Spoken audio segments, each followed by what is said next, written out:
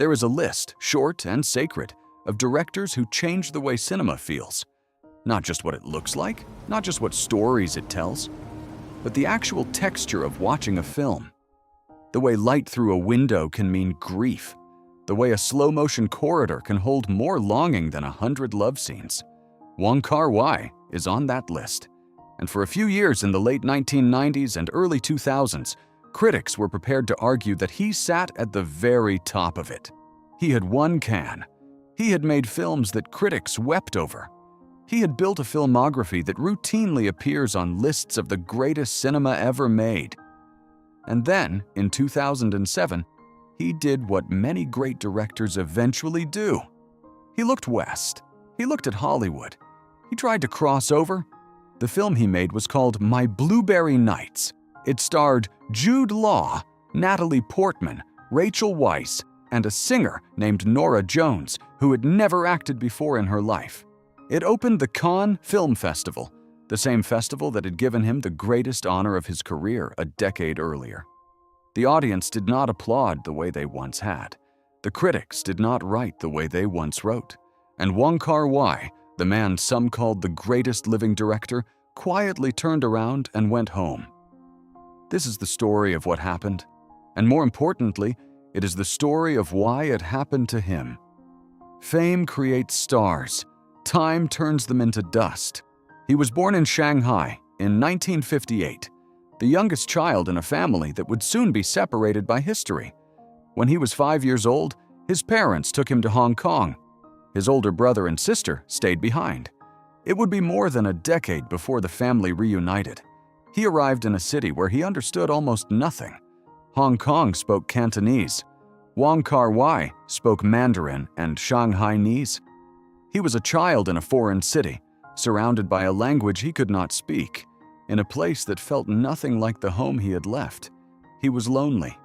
He was isolated, and his mother, recognizing something in her youngest child that perhaps needed tending, took him to the cinema.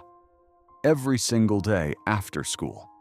They sat together in the dark, and they watched films, foreign films, American films, French films, Hong Kong films, whatever was playing. And somewhere in those years of daily watching, Wong Kar-wai learned to see. He studied graphic design at Hong Kong Polytechnic. He trained at the local television station. He wrote soap opera scripts for money. And then, in 1988, he directed his first film, a crime drama called As Tears Go By, modeled loosely on the work of Martin Scorsese. It was a modest success. But Wong immediately understood that commercial genre filmmaking was not what he was put on earth to do. He turned away from it. He started making the films he actually wanted to make. Days of Being Wild, released in 1990, was set in the Hong Kong of his own childhood memories, the 1960s, the decade of his arrival. It lost money. It won Best Film and Best Director at the Hong Kong Film Awards.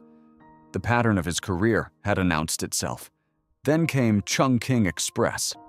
In 1994, exhausted and creatively drained by a long martial arts production, he decided to take a break. He made a small film, a fast film. 2 stories about loneliness and missed connections in the streets of Hong Kong. He shot it in 2 months. He said he made it because he needed to remember why he loved filmmaking. Chungking Express became a sensation. It traveled internationally in a way none of his films had before. It announced him to the world as something genuinely new. A filmmaker who understood time, longing, and the specific sadness of modern cities in a way nobody else was capturing. Quentin Tarantino was so taken with it that he acquired it for distribution in America through his own label.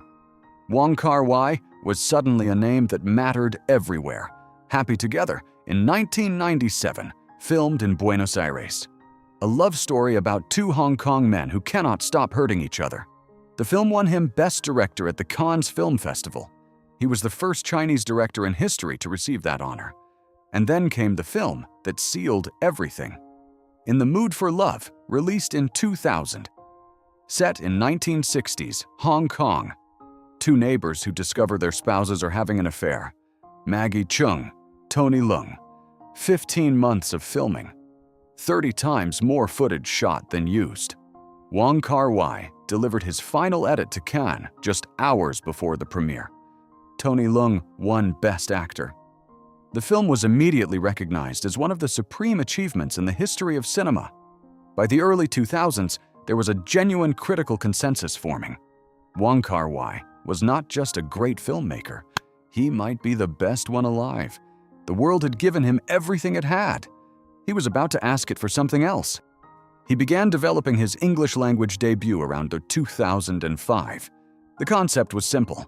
Take his sensibility, his visual language, his obsession with memory and romantic grief, and transplant it to America. A road movie. A woman drifting across the country after a heartbreak. A diner in New York. A bar in Memphis. The desert outside Las Vegas. He assembled a remarkable cast.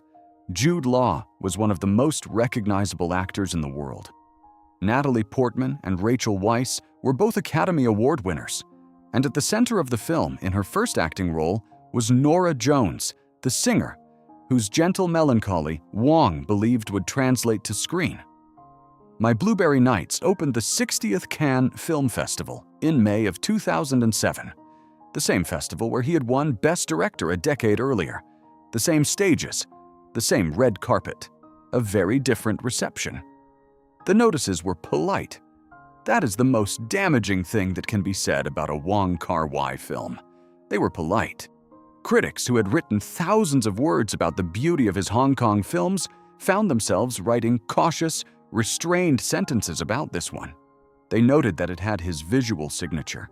They noted that it had his slow rhythms. And then they noted carefully that something essential was missing. The exoticism of Hong Kong, the specific geography of his grief, the compression of a city where people lived on top of each other and love had nowhere to breathe. In America, where the landscape was vast and open, where the road went on forever, the same techniques felt decorative rather than inevitable. Critics who loved him said it felt like a greatest hits compilation played on the wrong instrument. When the film opened in the United States in early 2008, the response was no warmer. It earned $22 million worldwide against a $10 million budget. Technically profitable. In the context of his reputation, a quiet catastrophe. Today, it is largely struck from retrospectives of his work. When cinemas program Wong Kar-wai seasons, they tend to skip it entirely. He was not finished trying to reach America. In 2017, Amazon announced that he would direct a new television series called Tong Wars, set in San Francisco during the 1920s, following disputes between Chinese immigrants and organized crime. The series was developed, announced, and then canceled without a single frame being shot. America had, once again, declined to meet him. 2 attempts, 2 doors closed, and then he did something nobody expected. He did not fight it. He did not attempt another English-language film. He did not make statements about Hollywood's failures or demand a second chance. He turned around completely and went back to the beginning. For a decade, he worked on a television series, not for an American network, not for a streaming giant with global ambitions, for a Chinese broadcaster. The series was called Blossoms Shanghai, 30 episodes. Set in 1990s Shanghai, the economic boom years, a city in transformation, the city where he had been born, the city he had left at the age of 5 and barely seen again for 30 years. He had said in interviews that Shanghai was his hometown, and that the time the story describes was the time of his absence. The 1990s were the years he was building his Hong Kong career, becoming famous at Cannes, being celebrated at festivals across the world. Shanghai was happening without him. Blossom Shanghai was his way of filling in everything he had missed. The series premiered in December of 2023 on Chinese television. It became a phenomenon. In China, it was spoken of in the same breath as his greatest films. It won awards at the Busan International Film Festival. And in 2025, it was added to the Criterion Channel in the United States. The most prestigious home video label in America, the same one that houses the rest of his catalog, quietly installed the series that was never designed for Western audiences. The man who could not crack America went home. And America eventually came looking for him. He had not failed his way out of the conversation. He had failed his way back to the only story that was ever really his. So here is the question that this story leaves behind. Was My Blueberry Nights a failure? In commercial terms, not quite. In critical terms, clearly, yes. In terms of what it cost him, perhaps. The film spent years as a shadow over his reputation, a parenthesis that his admirers preferred not to discuss. But here is the other reading. Wong Kar-wai is a filmmaker defined by place, by memory, by the specific weight of a specific city at a specific moment in time. His greatest films are almost incomprehensible outside the geography that produced them. The claustrophobia of Hong Kong in the 1960s, the loneliness of Buenos Aires for people who cannot go home, the neon blur of Chungking mansions at midnight. These are not interchangeable settings. They are the films. Could any version of My Blueberry Nights have worked?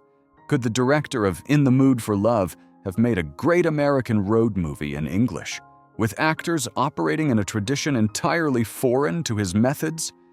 That is the debate. That is the thing worth arguing about. Because if the answer is no, then the failure was never really his. It was the mismatch, the wrong room, the wrong language, the wrong light. And what he did after suggests he understood this better than anyone. He did not try to conquer a space that had no room for him. He went to the one place his cinema could only ever have come from. He went home to Shanghai. He made 30 hours of television about a city he had loved from a distance his entire life. The films he made between 1990 and 2000 are on every serious list of the greatest cinema of the 20th century. No English-language film, made or unmade, changes that. The catalog is already permanent. Maybe the real story is not that Hollywood broke him. Maybe the real story is that he was already finished with Hollywood before it was finished with him.